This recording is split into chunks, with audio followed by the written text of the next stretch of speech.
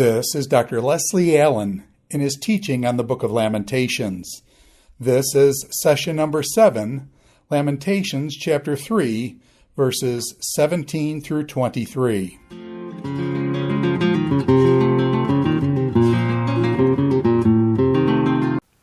In our previous video, we made a start on Lamentations chapter 3, and we managed to get as far as verse 16. Now I want to move on to verses 17 to 24. And this is very much a continuation of what we were talking about previously, but from a far different angle. 1 through 16 we called a testimony, the report of a guilt-related individual prayer lament. And then I went on briefly to say that in 17 through 24, we find personal reflections on that lament and the lessons the mentor learned, especially a lesson of hope. It's not strictly fair to call only verses 1 through 16 a testimony, because strictly the testimony is carrying on, and the mentor is still speaking about his own experience. Of course, he's really addressing the congregation, although he won't mention them and bring them directly into view until verse 40. Let us test and examine our ways. But still, he has the congregation very much in mind, and they are meant to be listening intently to what he's saying. And we said last time that they would have been very interested to hear of this testimony, which covered in the mentor's own previous personal experience similar ground to what they were experiencing after the tragedy that culminated in 586, the fall of Jerusalem. We said previously that in the testimony we really need past tenses, because the mentor is speaking of an old experience of his that's relevant for the present. And so it is in these verses here. We need past tenses over against the present tenses, such as we have in the New Revised Standard Version and the New International Version. And here in this new section, the mentor is reflecting. After his prayer lament, he wants to reevaluate what he'd said. That was only a partial factor, what he'd been saying before. But in fact, he needed to come to a positive frame of mind, and that was what happened in his experience. And he's going on to explain this. Verses 17 through 24 falls into two sections, very obviously, if you look carefully. 17 through 20 speaks of negative convictions that he had, very much in line with his testimony, and those were his initial reflections.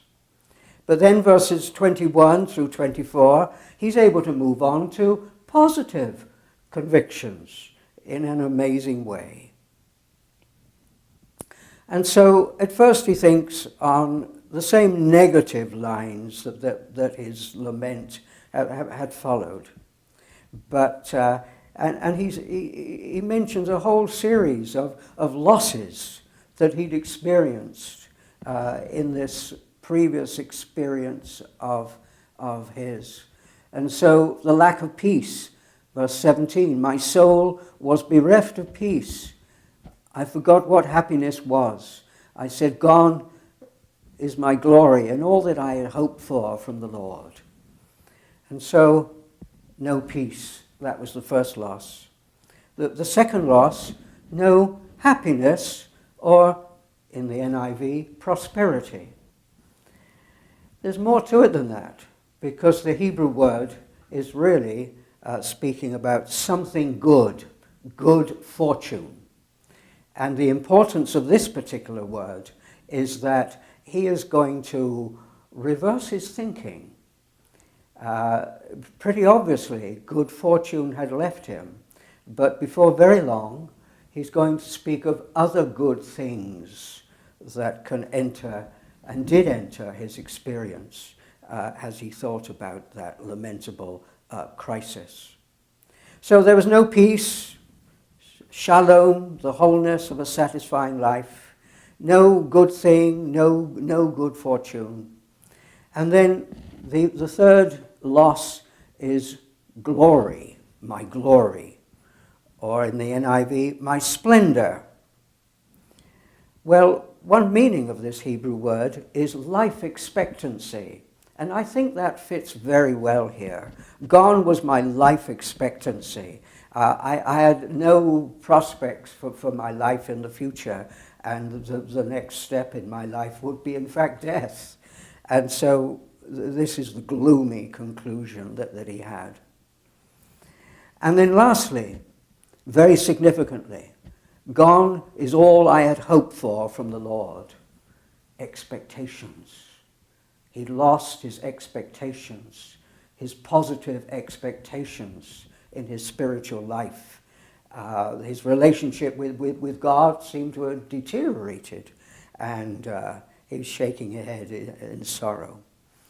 And this business of expectation, we've seen before, is very important in any experience of grief, because loss always entails a loss of expectation and the loss of prospects. Life is not going to be the same as it was before. And here there's this spiritual dimension that God had given him expectations, and now they seem to have been gone, and there was nothing to look forward to. And so a whole range of negative convictions. And he carries on in this sad vein in verses 19 and 20. The thought of my affliction and my homelessness is wormwood and gall. My soul continually thinks of it and is bowed down within me. He picks up some words which we've in fact have already met earlier in the book of Lamentations. In the NIV, it's my affliction and my wandering.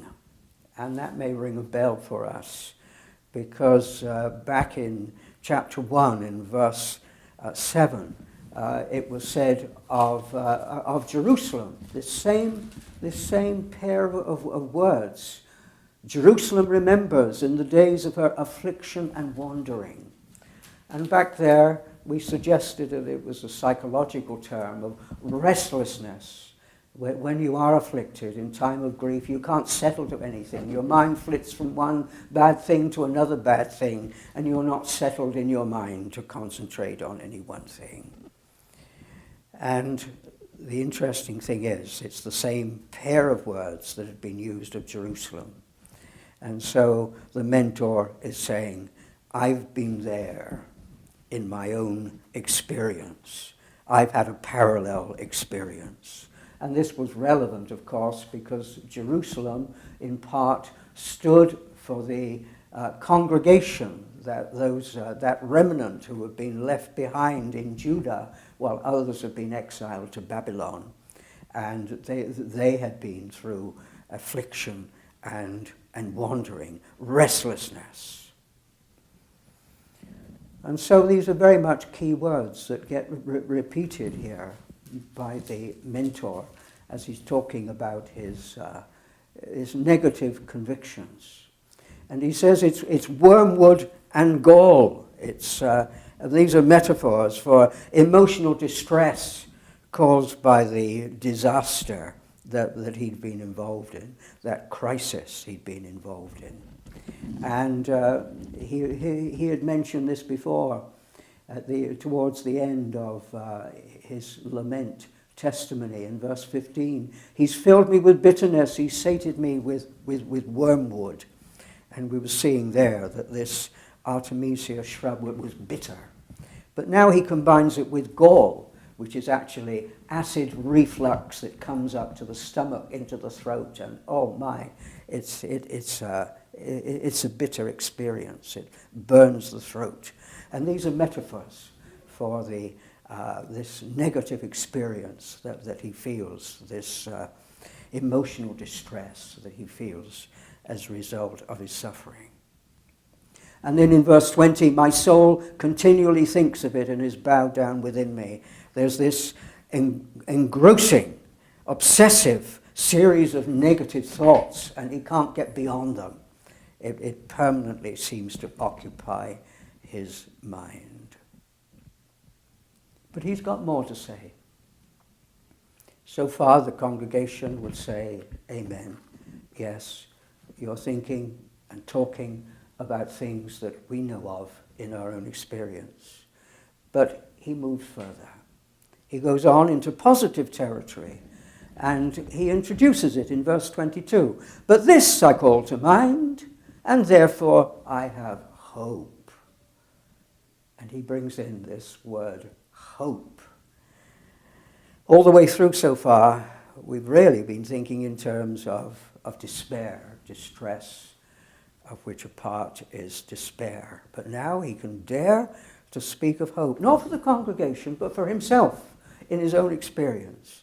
And this at least is interesting and something the congregation would be prepared to, all right, that was your experience, tell us a bit more about this. And that the new RSV, at the end of verse 21, it has a colon. So this is in fact pointing forward. And so does the NIV. It's pointing forward. And he's going to explain what this hope consists of. And so he's preparing his readers. And he's moving on. Beyond his own wounding, there came a healing. And there was a change, not a change in circumstances. The crisis was still there. It wasn't as if everything, the sun came out and all was well again. No, he was in the same miserable situation, but his attitude changed. And there's no indication, as I say, there's any change in his outward circumstances. The crisis hadn't gone away. And but he can move on in his personal attitude, and he can overcome in his mind and heart. And so he can think of hope for the future.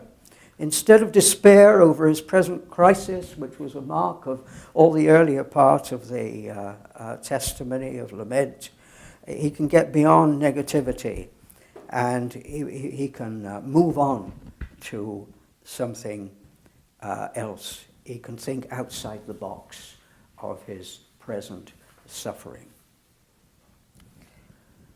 So what is this hope? He's very much got the interest of the congregation. How can this be? It's incredible. It doesn't make sense. And first of all, he thinks theologically. And he says, the steadfast love of the Lord never ceases. His mercies never come to an end. They're new every morning. Great is thy faithfulness. What's he talking about? How can this be? Well, now, there are a number of things to say about this first clause, the steadfast love of the Lord never ceases. When we looked at that testimony, we said it was a report of a lament. It wasn't the actual lament, but it was being reported afterwards. And it didn't actually correspond to a real lament. There was something left out, and that was the affirmation of faith. And very often in prayer laments which speak of crisis, there's an affirmation of faith which speaks of trust in God in this situation. I am a believer. I believe that you can bring me beyond this situation. And what the mentor has done is to detach that positive element, looking forward, hopefully, to a brighter future, if God so wills. He puts it separately. And these positive convictions are put after that whole negative barrage of speaking. And so we could look at a psalm like Psalm 86 and verse 5. And there's in verse 4, "Gladden the soul of your servant, for to you, O Lord, I lift up my soul." This is a personal lament. And it goes on to say in verse 5 of Psalm 86, "For you, O Lord, are good and forgiving, abounding in steadfast love to all who call on you." God answers prayer in a positive way. So please answer my prayer and let me see something of your steadfast love. So there we have that affirmation of faith. For you are good and forgiving, abounding in steadfast love. And we have another example in Psalm 130 and verse 7. "O Israel, hope in the Lord." This comes at the end of a personal lament, and there's a movement to include the congregation. "O Israel, hope in the Lord, for with the Lord there is steadfast love. With him there is great power to redeem. It is he who will redeem Israel from all its iniquities." Looking forward to a positive future in an affirmation of faith. And sometimes it's made a part of a prayerful petition that the psalmist brings in Psalm 25 and verse 7. "Do not remember the sins of my youth or my transgressions. According to your steadfast love, remember me for your goodness' sake, O Lord." And here, as in one of the two earlier psalms, we get a mixing together, a pairing of steadfast love and good. And this is what we're going to find eventually in Lamentations chapter 3. And then in Psalm 51 and verse 1, "Have mercy on me, O God, according to your steadfast love, according to your abundant mercy, blot out my transgressions." And so there, incorporated in a petition to God, there's an appeal for God to intervene in a positive way and to change things. And so there are these affirmations of faith and petitions which bring a reference to God's steadfast love. And here, it's in this report, this continuing report about the mentor's previous experience, it's deliberately put in the personal reflection separately to point a contrast between negative reactions and the positive attitude and a movement, his own movement, the mentor's own movement beyond negativity. There's a textual problem in this first line of verse 22. And on the other hand, the NIV very much sticks to our present Hebrew text. And what does it have? It says, "Because of the Lord's great love, we are not consumed, for his compassions never fail." Because of the Lord's great love, we are not consumed. And that's what the Hebrew text says. And it goes back to the King James Version. And if you look at the King James Version, you note that it has a practice of putting in italics words that are not actually there in the Hebrew, but you need to supply to make some sense of the text. And in the King James Version, "because of" is put in italics.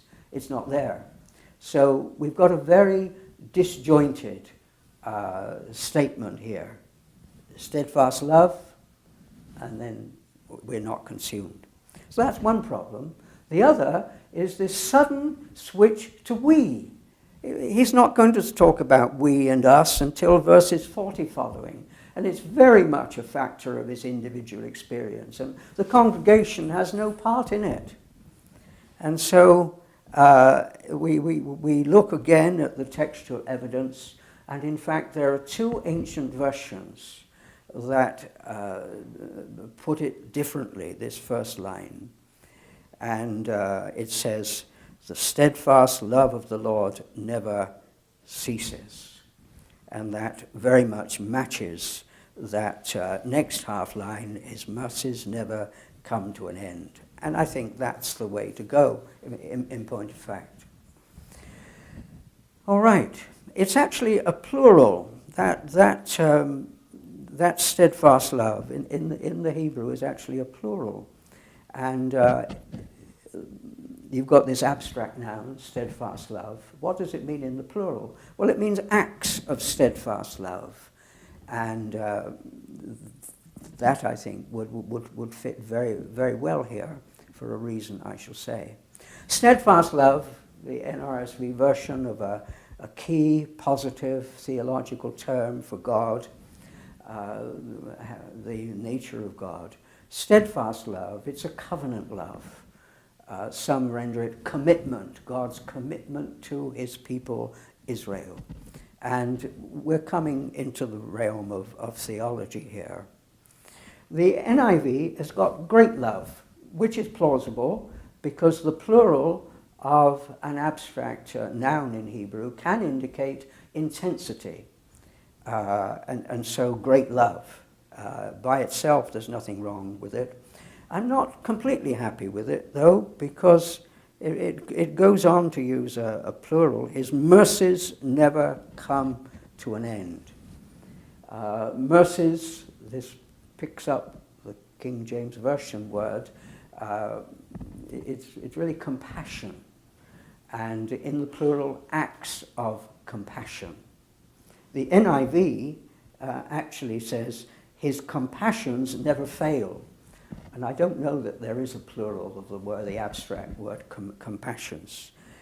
So it's his acts of compassion. And these plurals are very much picked up, this never ceasing. There's an act of steadfast love, there's an act of compassion here, another act of steadfast love here, another act of compassion. And so the acts of steadfast love of the Lord never cease. His acts of compassion never come to an end. Well, this is making a theological statement, but we wonder what it's to do. But certainly the mentor found relief, he found blessing by thinking of this theological factor, as indeed many of the Psalms do. And he interprets it in terms of a future beyond his negative past. That negative past is not at the end of his road, but beyond that, there is something positive. And he's thinking very much that there's a permanence about God's steadfast love. There's a permanence about God's compassion. He'd been suffering the wrath of God. But he said in verse 1 of chapter 3, but in point of fact, we looked at that word wrath and anger before in an earlier video.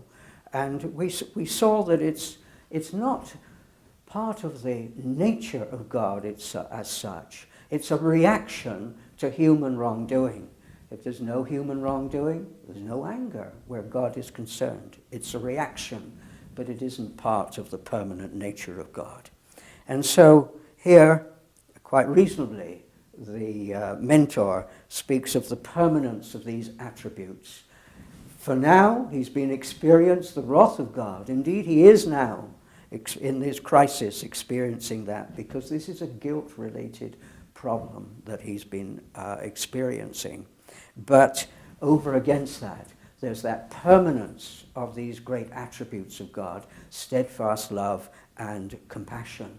And so, there's a possibility that, a probability even, that they will come back and there will be a limit to that wrath of God, and it won't last forever, unlike these regular attributes. He goes on to say, they are new every morning. They are new every morning. And here he's speaking of his own experience, that verse 22 has come true in his own life. And perhaps the congregation look in amazement. Well, you've been talking of going through a wretched time. How can it be true? I'll tell you how it's been true. I'm still alive. I'm a survivor. I'm a survivor. Now, he hadn't always thought on those lines. Back in verse 6, God made me sit in darkness like the dead of long ago. He thought of himself as good as dead. And the next step would be a literal funeral for him, because he had no prospects where life was concerned. But now he thinks again, I'm not actually dead, I'm alive. And there may well be significance in that.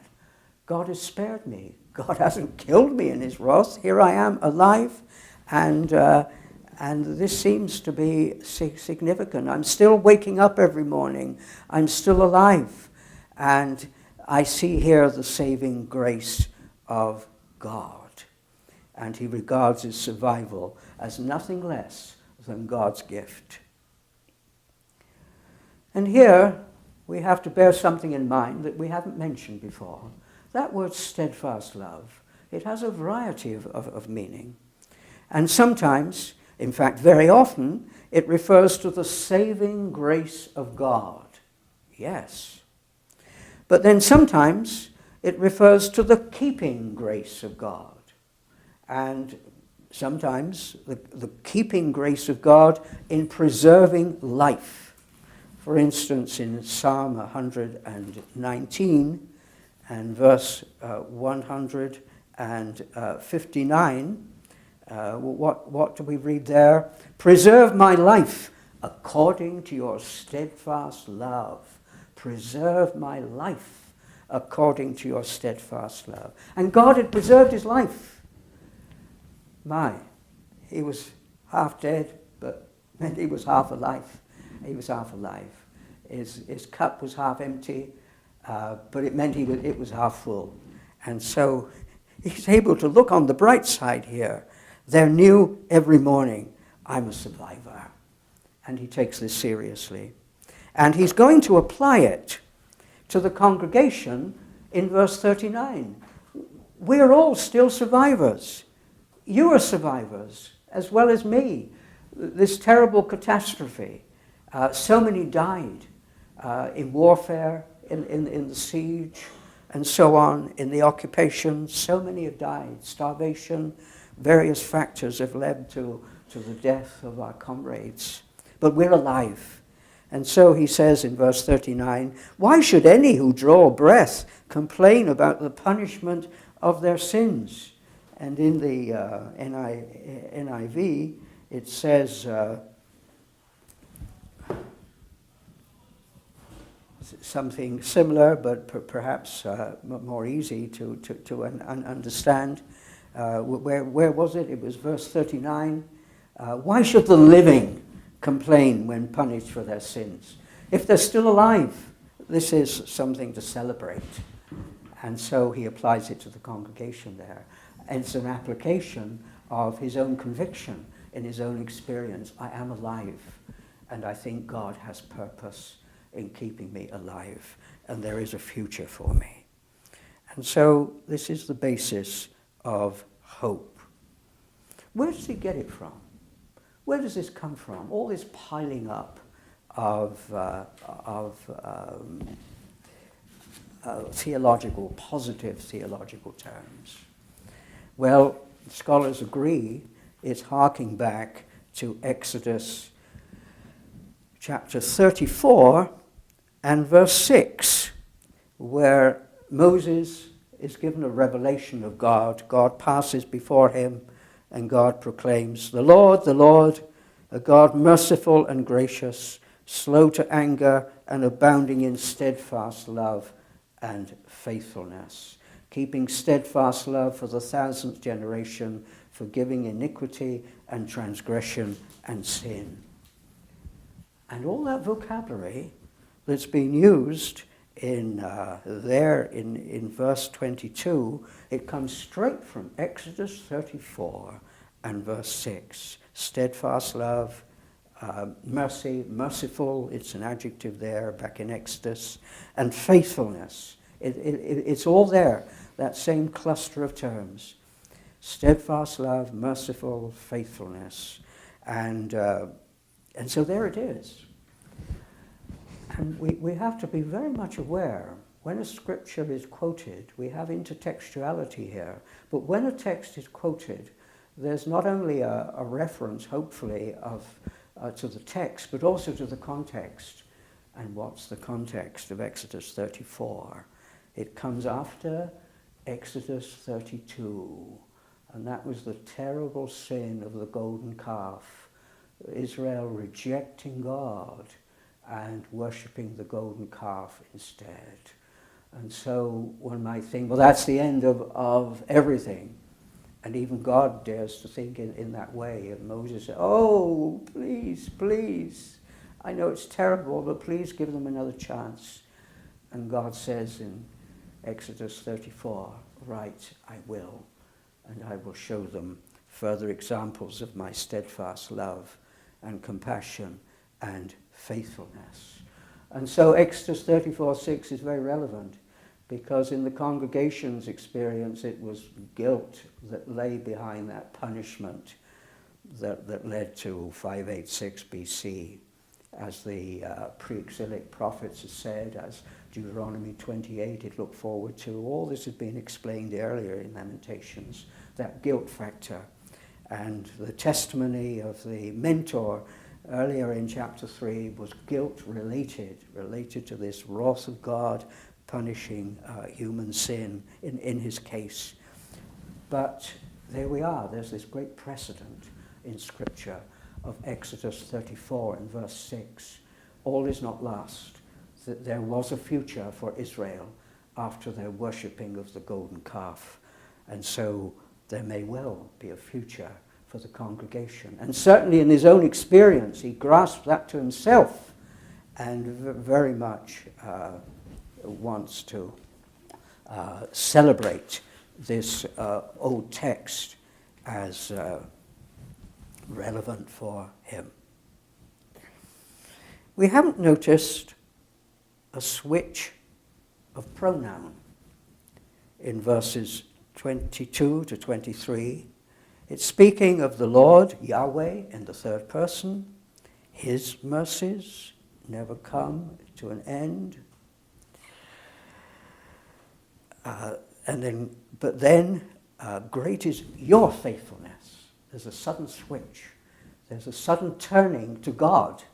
And he comes to prayer. He hadn't been praying before. Even his lament was a third person report about God in his own experience, in his own negative experience. But now there is this switching. And a little bit later on, I want to think about the significance of that. But before I do, it may have occurred to Christians listening to me that they're very familiar with that verse, that part of the verse, great is your faithfulness, because it's so often celebrated in a hymn. Great is thy faithfulness, a hymn that was composed back in the 1920s. And it's a beautiful hymn, beautifully written, and it's got a lovely, vigorous tune to it, and congregations sing it out lustily. I've got to say, I don't like that hymn, and that may seem to be almost heretical to say that. So what do I mean? Why don't I like that hymn? I think it's very much abusing the text here. It's very much misusing the text. And I want to refer to a discovery made by Walter Brueggemann in the Psalms, that the Psalms cover a variety of life settings. And there are 3 life settings, and we've got to be aware of that. So if we're preaching on the psalm, we have to ask, what's the life setting? What sort of life situation is presupposed here? And Brueggemann suggested there are three life settings which distinguish psalms from each other. And the first is orientation, where life is pretty good. Life is pretty good, not much to complain about. Always something, little things going wrong, but life's pretty good. Orientation.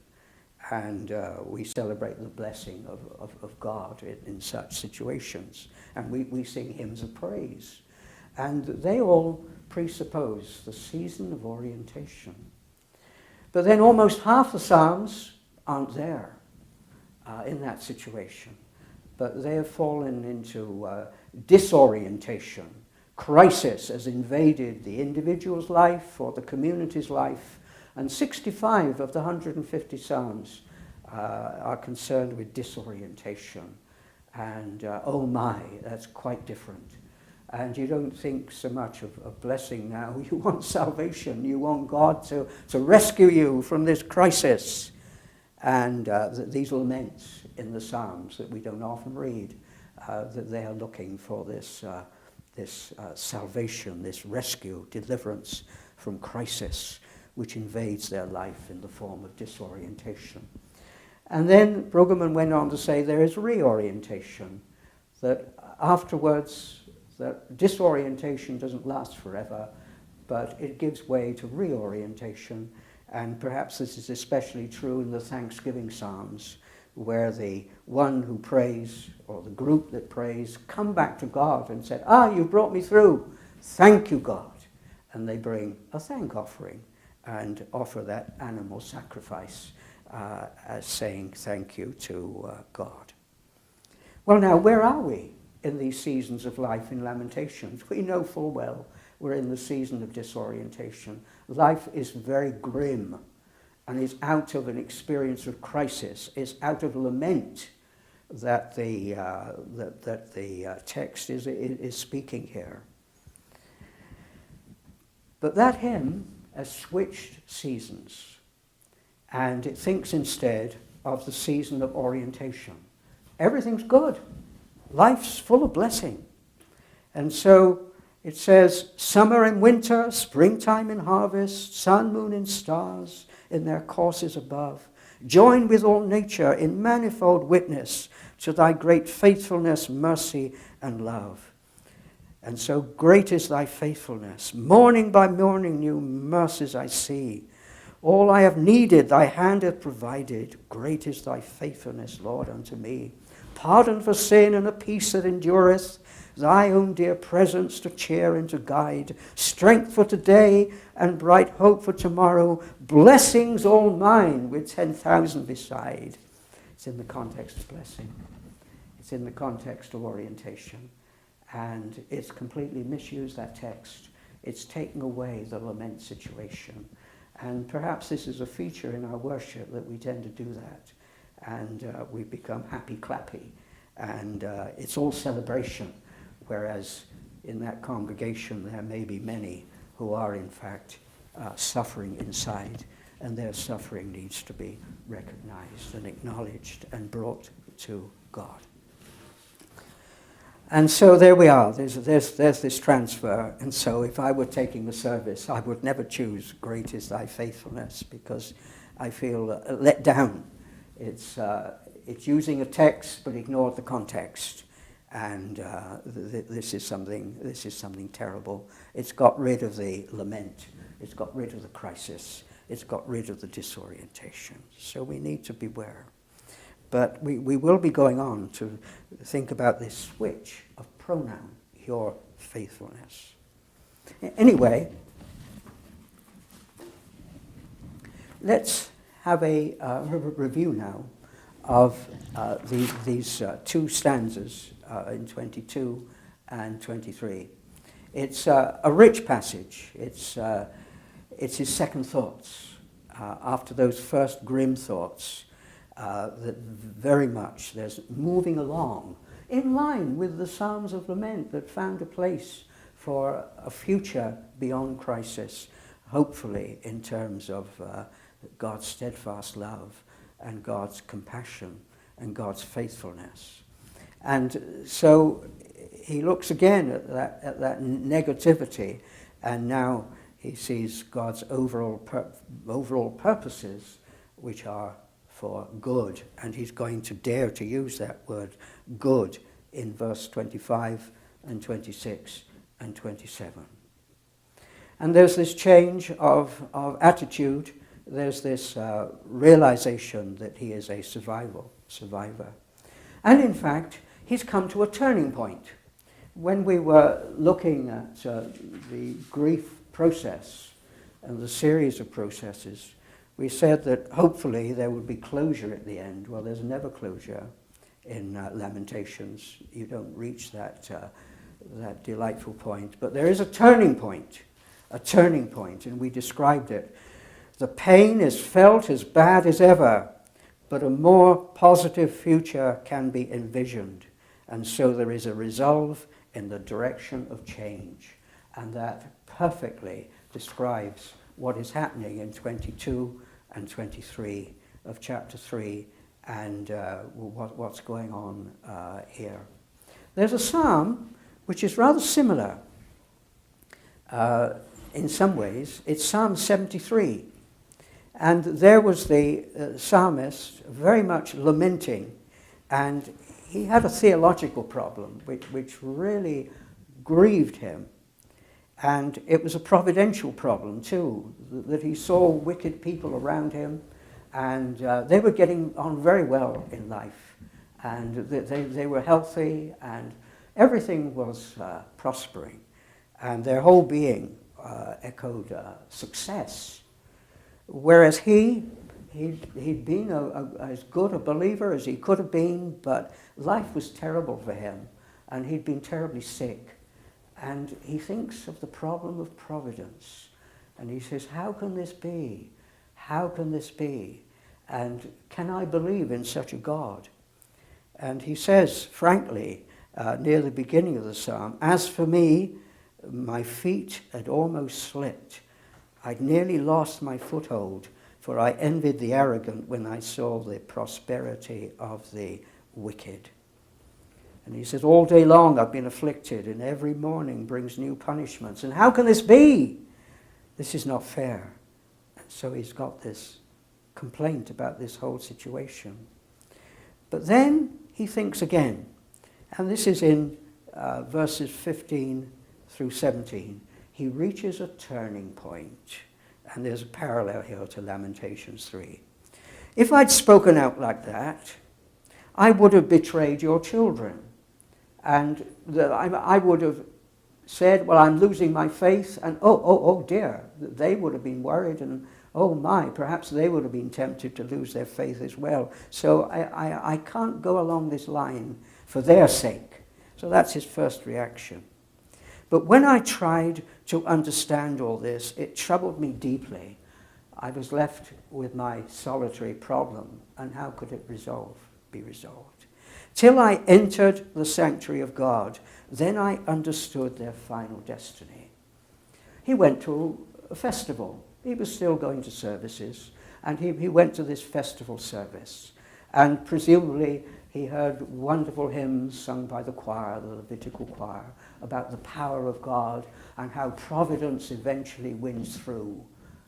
And he came to believe again. He came to believe again. He said, I entered the sanctuary of God, and then I understood their final destiny. And so he says, things are going to change around here, and I can believe that God is going to bring about changes, and I can trust this God of the future, rather than this grim God of the present that I seem to be experiencing. And so there was this turning point. And in Lamentations, as I say, it was survival, the fact that he felt that God was keeping him alive. God had not let him die in all that catastrophe of warfare and invasion and siege and starvation. He was still waking up every morning, and God must have some purpose in keeping him alive. And true, in his crisis, it wasn't much of a life, but it was something positive as God's continuing gift. And he saw it as a sort of a seedbed, for what God could do in his own future. It was a gift that would grow into something better and something stronger, a gift that points in a positive and hopeful direction. And it was evidence that God was at work in his life. Let me tell you about an experience I had in my chaplaincy work. I was visiting the critical care section of the neonatal unit at the hospital, and every Friday I would go and see this same premature baby, because the parents had asked that the chaplain should go and visit and pray over him. So in keeping with the parents' wishes, I was visiting a premature baby and praying aloud beside his crib. He looked a pitiable sight, depending on a respirator to compensate for his undeveloped lungs. He was a picture of ill health. His nurse never seemed to be around to ask about little John's progress or the lack of it. One day, I did find her tending him and was able to ask. She had nothing to say at first, and then simply said, "Where there's life, there's hope." Not much of an answer, I thought at the time, but afterwards I incorporated it into my prayers at the baby's side as something to cling to. And there's something rather similar here. Where there's life, there's hope. This is the point that the mentor arrives at, not simply for his own sake, but it's also a message for the congregation to take into account. And we've seen in these two verses that change of attitude is grounded in the character of God, is not only the punisher of sin, but also ultimately loving and blessing. These are the permanent parts of God's nature. And he draws on Exodus 34 in verse 6 with its sinister background and that lovely gracious promise that rings out from God. And these create new expectations about God and the way that God deals with his people. And this, as I say, is what the mentor needed to do. The old expectations had collapsed. Zion theology, that permanent Davidic dynasty, oh my, yes, it had gone. The blessing of Israel in the promised land, oh my, very little of it in evidence now. So what was left? And for the congregation at the moment, it was nothing. But the mentor is building up a case. Yes, there is something. Yes, there is something. There, I want to stop, and we will carry on next time.